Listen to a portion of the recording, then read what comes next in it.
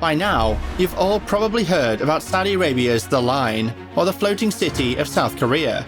But did you know about an American billionaire's plans for a futuristic city in the desert? Today, we're going to dive into America's latest plans for a futuristic city. Stay tuned to find out all about this impressive project. Let's start. Why is there a sudden trend of upcoming future cities? Our world is becoming ever more city-centric. Today, more than half of the world's population lives in cities. This share will increase in the foreseeable future, reaching 70% by the middle of the century. At the same time, the number of megacities with a population of more than 10 million people will climb from 33 to 50. What does this mean for future cities? Rapid urban growth is forcing cities to confront the parallel challenges of the climate crisis, aging infrastructure, and disrupted labour forces, all with ever-diminishing budgets. As city leaders grapple with these challenges, digital transformation is proving the solution.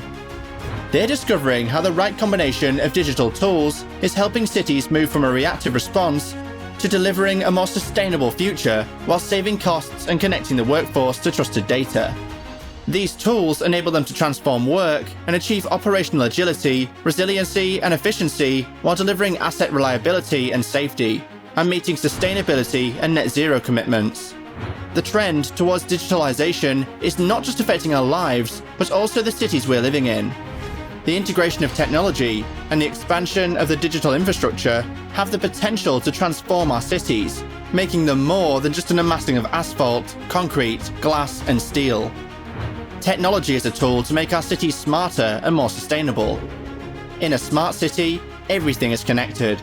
Traffic lights, street lights, buildings, roads, and the self-driving cars using them. Smart cities are heavily reliant on data. This data is collected by an armada of sensors and cameras that are spread all over the city, gathering information about traffic, temperature, air quality, and humidity, both inside and outside. The goal of a smart city is to make our lives easier and to know what happens before it happens. Its basis will be built on new generations of telecommunication technology and applications such as artificial intelligence or cloud computing. Making a city truly sustainable means taking measures that do not only serve the current generation of inhabitants, but also future generations from an economic, environmental, as well as social aspect. Telosa is a proposed utopian planned US city conceived by American billionaire Marc Lore and announced in September 2021.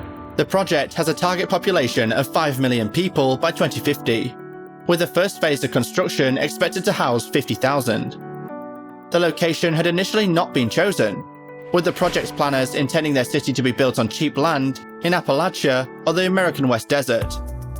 Telosa has been planned to be a 15-minute city, with workplaces, schools, and basic goods and services being within a 15-minute commute from residents' homes. Vehicles that are powered by fossil fuels will not be permitted within the city, with an emphasis instead being placed upon walkability and the use of scooters, bicycles, and autonomous electric vehicles. A massive skyscraper, dubbed Equitism Tower, is conceived to serve as a beacon for the city. The skyscraper's projected features include space for water storage, aeroponic farms, and a photovoltaic roof. The proposed land ownership in the city is based on Georgist principles. Under the proposed rules, anyone would be licensed to build, keep, or sell a home, building, or any other structure, and residents would share ownership of the land under a community endowment. Telosa, the sustainable city plan from tech billionaire Marc Lore, is not aiming to be a utopia. The plan's website says that it's firmly grounded in reality and what is possible. The 150,000-acre plot of land, around the size of Chicago, was originally meant to be either based in the American desert or somewhere in the Appalachian region. But in a recent town hall, the project's leaders narrowed its future location down to Nevada, Utah, or Arizona. Alana Godwaite, Telosa's lead architect, explained the city's layout in a video on the project's website.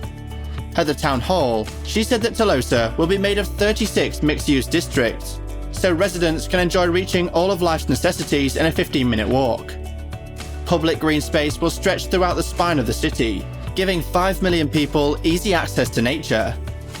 The plans boast futuristic, organic skyscrapers, zooming monorails, community parks, and bustling ADA-accessible courtyards. Telosa was conceived by former Walmart president and billionaire Marc Lore. In a statement announcing his resignation from Walmart, Lore expressed his desire to construct a city of the future based on a reformed version of capitalism. Lore refers to his design philosophy for the city as equities, described as a new model for society where wealth is created fairly. It's not burdening the wealthy, it's not increasing taxes. It is simply giving back to the citizens and the people the wealth they helped create. Lore has hired the architectural firm Bjarke Ingels Group, owned by Danish architect Bjarke Ingels, to handle the proposed city's master planning. Placing a city in the desert is great until you want a glass of water. That's why Telosa intends to store, clean, and reuse water on site with high efficiency. The city will run on renewable energy to increase sustainability and cut down on planet-warming pollution. Autonomous vehicles will keep the streets safe and can save space for pedestrians and community spaces. Accessible education, job training, and healthcare are also major parts of the team's plans. When planning Telosa, the team examined ways to finance social services and decided on a new economic model which it calls equitism. In this system, all of the city's land is owned by a foundation managed by residents. As the land increases in value, the foundation can sell plots and leases and use this money to fund an endowment for the city. Telosa claims that, with this system, as the city does better, the residents do better, but the actualization will need time, support, and philanthropic support to work as intended. The blueprint designs are, depending on your taste, either dazzlingly utopian or unsettlingly dystopian. There's plenty of innovative architecture on display, alongside futuristic visions of public transport and spaces filled with greenery and nature. To build it, funds for $400 billion are needed. Meanwhile, the entrepreneur has already entrusted the project to the prestigious American architectural firm Bjarke Ingels Group, which has released the first digital renderings to convince investors.